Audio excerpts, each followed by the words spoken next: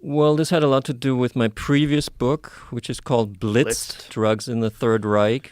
And the Nazis were really into meth, basically. They were the first ones to understand that methamphetamine can change the war effort.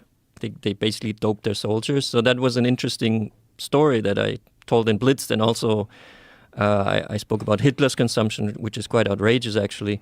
And while I was doing the research, I was in many archives because I'm not a historian. I usually write novels. I started out writing 3 novels, and then suddenly I became a nonfiction writer. I was trying to understand what does that mean, and I thought it meant to do historical writing to actually go into archives and look at original documents and not just lean on other books, which is what many historians actually do, which I found out later. They just read books from colleagues and then make up their own shit. But to actually go into the archive is very time-consuming, but I thought everyone does that. Actually, no one does that. So I was looking at all the archives, and at one point I was in the archive of the memorial of the concentration camp of Dachau, so a very serious archive, because they host like all the documents, what the SS did in Dachau, and so it's an intense experience to go to that archive and actually look at, because they wrote down everything, like every experiment the Nazis did in concentration camps was like written down because it was like pseudoscience.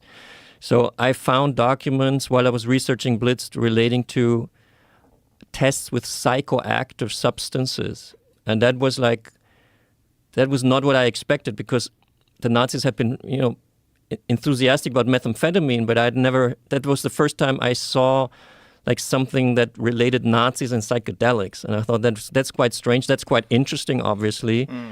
I need to get to the bottom of this. So I asked the archivist, can I see like all the documents? What did the SS actually do with psychedelics? Which ones did they use? Why did they test them? What were they looking for? And he said, well, I'm very sorry, but all documents are in America, because when American military liberated Dachau, one of the things they do is they take a lot of documents, and they took all the psychedelic research done by the Nazis with them. So I knew I had to go to America, probably to the National Archives in College Park, close to Washington, biggest archive in the world, find it there. But I didn't have time while I was doing Blitzed. And Blitzed was also already a complete story. So I thought I saved that psychedelic theme for another book. And this other book is now being published as Tripped. Wow. So before this, you'd had no understanding that the Nazis had used psychedelics. You only knew that we all know that the meth thing, and we've seen Hitler at the 36 Olympics where he's rocking back and forth, or he's jacked out of his mind. I mean, the joke about Blitzed is that I was actually the first one to write about this. I mean, now we all know about it, but before that, no one knew about it.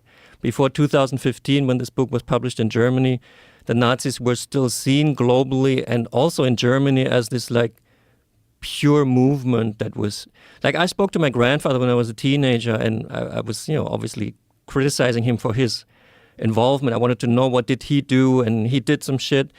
And then he always said under Hitler, everything was in order. Like he praised that law and order aspect. And that law and order aspect of the Nazis obviously doesn't correspond to like a drug-using society. So no one knew that the Nazis were taking drugs until I found documents for Blitz. So, so I was not surprised to find more and more stuff what they were doing with drugs. But then I was surprised that they actually also used psychedelics, because psychedelics were totally new. 43 LSD was invented, so it's kind of. I really was wondering, were the Nazis already getting their hands on LSD, which was just so new that hardly anyone in the world knew about this. So this is the story of Tripped.